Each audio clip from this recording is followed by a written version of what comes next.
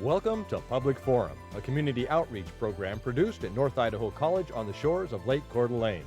Featuring guests from around the globe addressing a wide variety of subjects, Public Forum serves to educate and enlighten.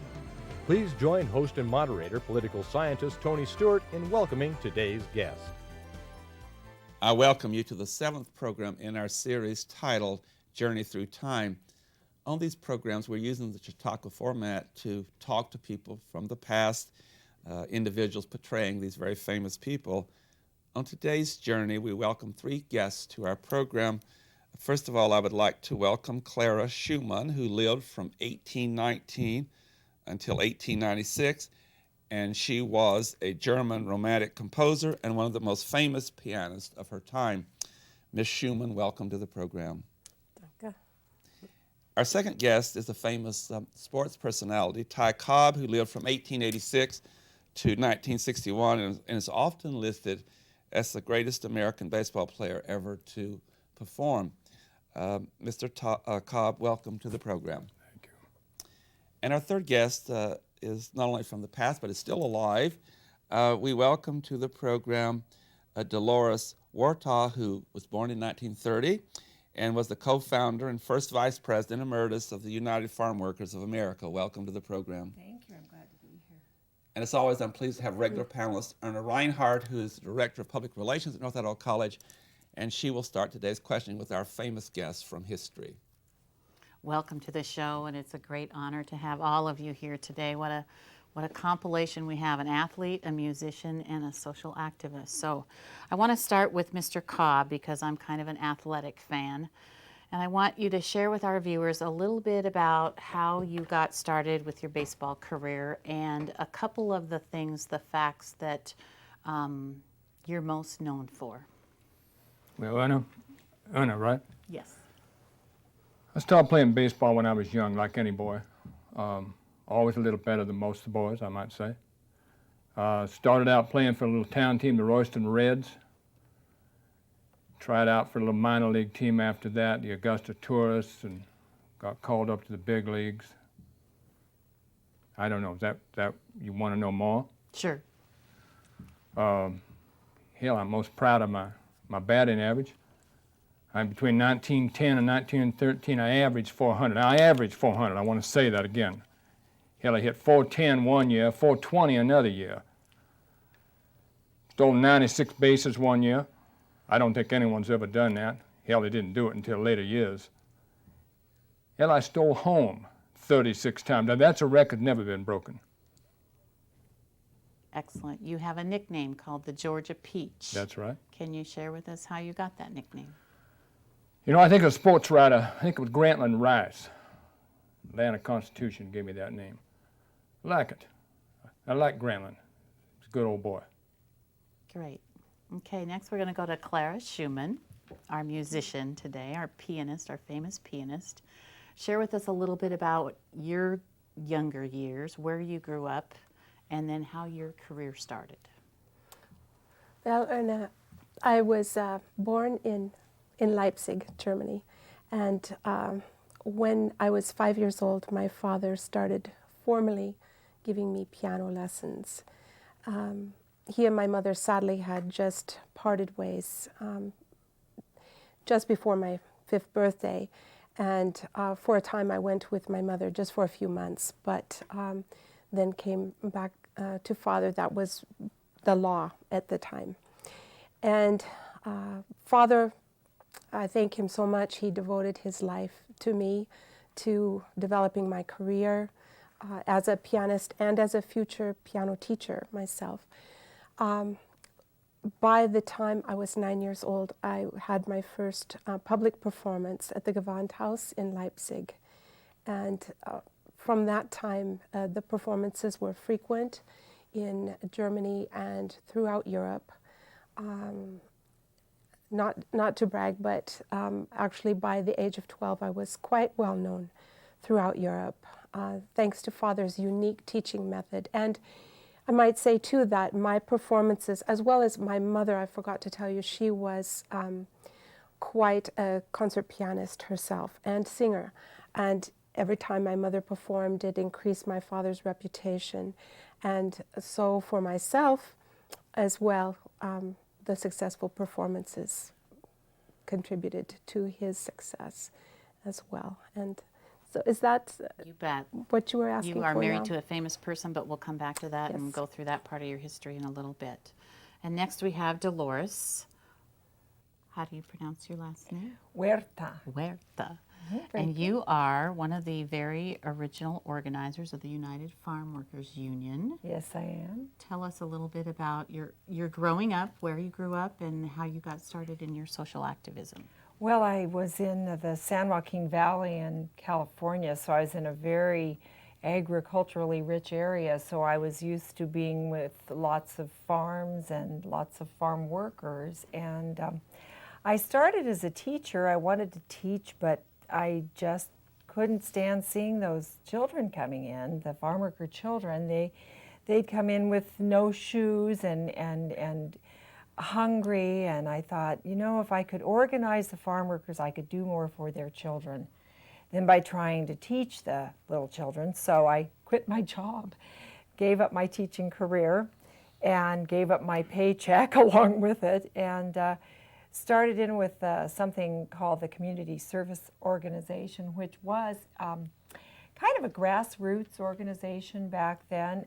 Did a lot of things for the community, a lot of free services like free English lessons, and it helped with voter registration drives, and did a lot of organizing and lobbying for the CSO. And through the CSO, then I met Cesar Chavez, and it didn't take us long to figure out that the two of us really had the same main goal, and that was that we wanted to see the farm workers get better wages and better working conditions. So we started a union called it was originally called the National Farm Workers Association, and ended up being the United Farm Workers. Excellent. Thank you. I want to talk to you, Ms. Huerta, about your relationship with the co-founder, Mr. Chavez. He became very famous, and you were equally important. Unfortunately, in history, women oftentimes don't get the credit they deserve. But I know he was a remarkable person, and you're a remarkable person. I want to do two things. One, tell us a little bit about him and how it was to work with him. You became very, very well known as an organization, and very powerful, particularly in California. Were your tactics and procedures the same, or did you differ in any way? We differed a little bit, I would suppose, in more than anything else, just the timing of certain protests or a particular idea that we had. But for the most part, we really felt strongly that the main goal was to always protest in a nonviolent way. And we felt that we needed to organize the people who we were, representing, and they should become a part of the protest, and I think they did. As far as the smaller details, I guess you'd say, we were constantly bickering as far as just when was the right time to proceed with a strike or something like that. But our basic philosophy was very much the same. We felt that it was important to always have a nonviolent protest, and whenever there was the danger of violence, we always tried a different tactic then. You somewhat disagreed on timing more than on strategy. Yeah. Tell us, this is very appropriate in 2006 when we're doing this program with the immigration issue, and a lot of that has to do with agriculture workers. You were facing some very, very powerful growers in particularly California, and the workers were very weak compared with the power of the growers. Give us a couple of examples of strategy that you use or techniques that resulted in you actually having some great success. Well, I would say that we were able to start in with strikes. protests. We did a lot of picketing on the picket line, and basically we're right out there where the farm workers were working and able to contact the workers and explain to them that we were fighting for their cause. And Didn't you get a lot of people? Not only did you rally them, but your famous lettuce boycott, your Yes, great yes, boycott. So a lot of right. Americans joined, and therefore the growers were Well, I think impacted yes. economically. Yes, they were impacted economically. It started with the strikes, and then of course we decided that that wasn't enough. We had a 311-mile march. It was a long way to march to the state capitol in California, in Sacramento, and that got a lot of the general public taking a little closer look at us and what were all these people marching for. But the And then we- boycotts then we themselves, a did- lot of people oh, participated. Yes, then we did, when we started the boycott, that was in 1968. Yeah. Then it went national, Yeah. and I organized the East Coast boycott, and yes, you are absolutely right. That was when then the supermarkets, a lot of restaurants joined in just Okay, saying, thank you. we're going to be part of this protest. Ms. Schumann, again, music is your field, and as Erna indicated to you, you had a very famous husband who was recognized. I want you to do two things. One, mention your husband to us and what he did, and how you worked together. And the second part of my question is I would like for you to identify some of your works that as a composer and how we remember those today. Yes. My husband, Robert, began as a piano student with my father. He had already been a law student at university for 3 years, but he was most interested in the piano, so he came to study with my father. And I was still a child, but we had a friendship and musical relationship right away. And Robert unfortunately damaged his hand through a device that he invented, and so his piano career was no good anymore. But he was still a fine composer and continued to develop as a composer. Much to my father's dismay, we married just before my 21st birthday. We went through great difficulty. But I had also been composing, and Robert was very supportive of that. I had presented him with a composition when I was just 12 years old, dedicated to him, and he was thrilled with it. And we had a wonderful relationship of comparing, asking each other questions. What do you think of this and that in our works? But Robert, in addition to composing, was also a very talented journalist, and I'm quite proud of him for that. He learned that trade from his father, had a wonderful publication, Neue Zeitschrift für Musik, in which he helped promote young artists of the time with their music and their performances. But you, in performing as a pianist, you did lots of different works, but you did some of Robert Schumann's works and some of your own, yes. right? So you had the opportunity to do, from the family, that is, some great musical numbers that were composed either by you or he. Yes, in fact, when I was young, I always performed my own works on my concerts, but from the time then that Robert and I became interested in each other, I also started performing his works, and for the rest of my life, performed his works and edited his works after his death. Yes, my own works, I think,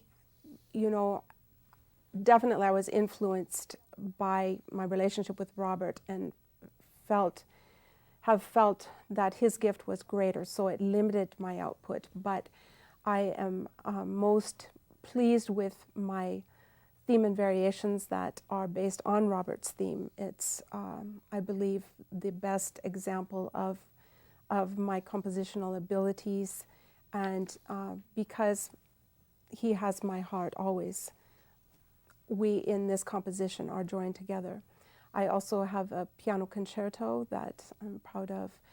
I have 3 romances that it's somewhat interesting that one of them is based on a theme of Robert's. I was actually quite young, and he was quite delighted with this work. I actually dedicated it to him as well from early on in time.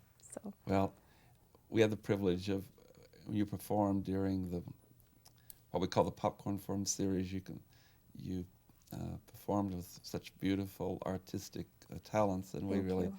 unfortunately, can't do that here on the program today. Mr. Cobb, this may be somewhat sensitive, but you were correct. You had this remarkable career. Even today, in 2006, you're often described as the greatest baseball player that's ever lived, and you gave some of that data to us. It was remarkable, and you came from Georgia on Sandlot baseball now. But as you became very famous, you had a lot of difficulties with other people.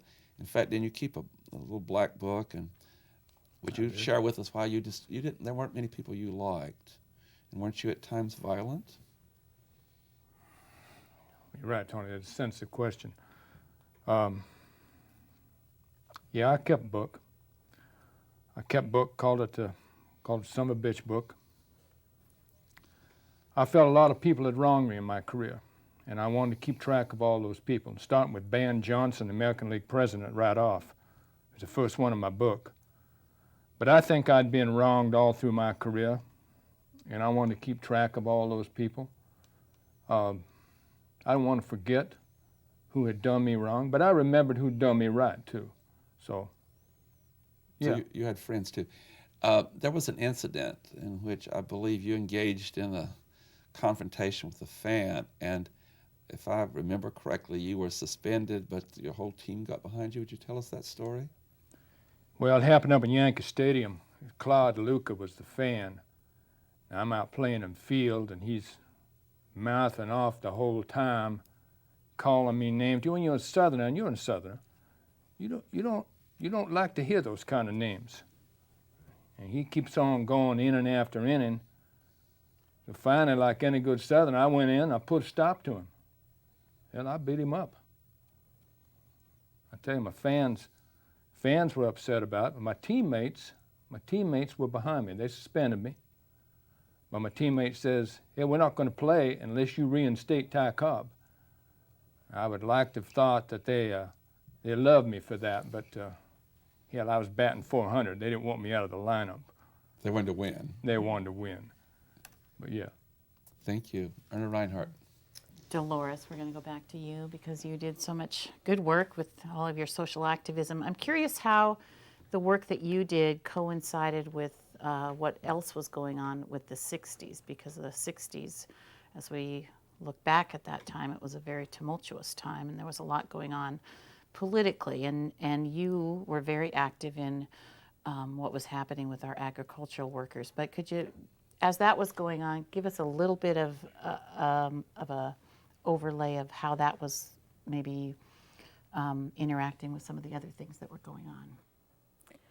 Well, the farm workers were a diverse group, but I would say that the majority of them were of Mexican American background, and so we did have a lot of connection with a lot of the other groups that were forming at the time. Of course, this was a time when civil rights were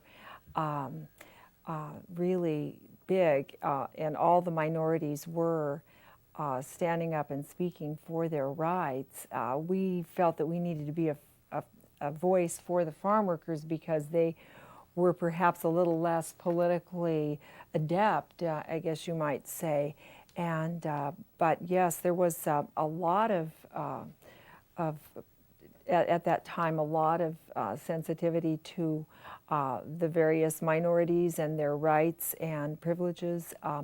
Certainly we were involved with what we called La Causa, which is the cause, which is the Chicano movement. And we felt very strongly that we were, in a way, connected with them because so many of our farm workers were of Mexican American descent, so, and Latino in general. So I think we were very much a part of the bigger cause, the bigger causa at the time. Yeah. Share with our viewers, now that you have the opportunity to, we're looking back on your life, but what would you say would be one of the successes that you are most proud of? Well, I think they're little things, but I think just a lot of the basic rights that so many of us, we just take them for granted, and we don't realize that even just being able to stop our work, you see a lot of national and state laws, the agricultural workers are exempt from them.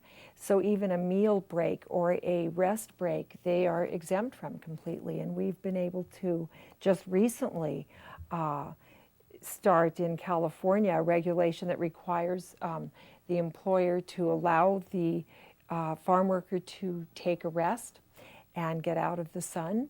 And they cannot, they must rest for at least 5 minutes. This seems like a very small thing, but it's very, very important. And we take it so much for granted. And of course, then we did a lot of things with conditions in the field, such as better pesticide control. It was partly due to our efforts that DDT and parathiene were taken off the market completely. And we're proud of that. The having toilet facilities and a place to wash your hands when you're working. And then, of course, better wages and better living conditions. So I look back, I can't really think of one thing in particular. It's a lot of small things that are basic rights that we all deserve. Excellent. Clara, you, the little bit of reading that I did about your career, you had a fabulous husband, it sounds like, someone that was very supportive of your music and of your career. And I'm not sure if you remember this or not, but you had a journal that was passed back and forth between the two of you. Could you share with our viewers what how that came about, maybe, and what that was all about? My husband and I, from the time we were married, we both daily wrote in this common journal that we had, and we would write about our compositions that we were working on. We had a mutual project that was actually, we were both very fond of studying the works of Johann Sebastian Bach, and we both then wrote in the style of Bach. We wrote themes, we wrote preludes and fugues, of which Robert saw to it that mine were published. I had not decided to do that, and so that was very touching. But yes, this is another way in which the two of us were bound together, was through this compositional journal. It was only after his illness progressed that I really did feel that it was better for me not to compose, to leave that to him. And how did you feel, what was it like being a female composer when you were growing up? Well, I know that for some women of my time, it did not necessarily work out well. It would depend on one's social station. For my dear friend Felix Mendelssohn, his sister Fanny, they were in a higher social status than my own situation. And Fanny, while a wonderful musician and composer, her family did not approve of her publishing her compositions. Her husband did, however, and he prevailed. But in my situation, where my father, from the time I was small, had groomed me to be a musician, that was my purpose in life, then there was really no question that a professional musician is indeed what I would be and what I live for. The composing part of it, again, that's my own difficulty with feeling that it was more proper for that women had not been that successful in composing, and that was more the man's world. But this is my problem. Right. Ty, tell us a little bit about what the league that you played on was like back in those days, the days when you were playing, and how you traveled from game to game. Well, you got to remember, there was only one league in the early late 1800s. In 1901, Ben Johnson, one of my, well, I told you about Ben Johnson, he started the American League.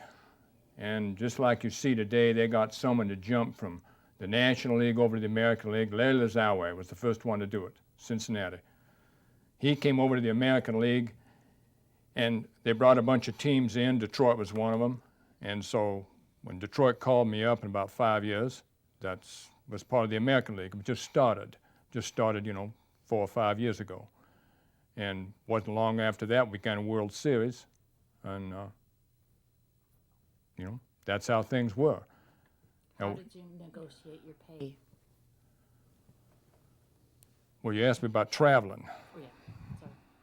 Well, we traveled by train. I don't think nowadays you can realize what it is. But 18 hours, we're talking about 18 hours from St. Louis to Boston on a train. No air conditioning. Here you stay in cheap hotels. Good hotels wouldn't allow us in there. After meeting some of my teammates, you'd know why. Travel's rough. Travel's rough. Took a lot out of you. On that note, I have to interrupt you because I do want the viewers to know who you really are. First of all, let's start with Clara Schumann. She has been portrayed on this series by Deborah Odell, who is in our music department and a great, great musician at North Idaho College. And Pete Townsend, who has been part of our counseling and advising, has played Ty Cobb. And then our third one is Virginia Hickman, who teaches in the field of foreign languages. All three of you have done a marvelous job, not only here today, but when we had our series of Journey Through Time that lasted a week. Thank you again, and good luck. Hope you'll perform at some future time and maybe another character at the Popcorn Forum. Ladies and gentlemen, we have been today walking back through history, and we're going to continue this with some more programs to finish our series. And as I said at the beginning of the program today, this was our 7th in our series. Hope you're enjoying the series and that you'll join us as we have conversations with other famous people in history, and we will continue that next week. Until then, please have a good week. I am Tony Stewart. Recorded on the campus of North Idaho College, Public Forum is the longest-running in-house college production on PBS. Each episode is pre-recorded live and is an educational outreach from North Idaho College. Please join us at this same time next week for another edition of Public Forum on this public television station.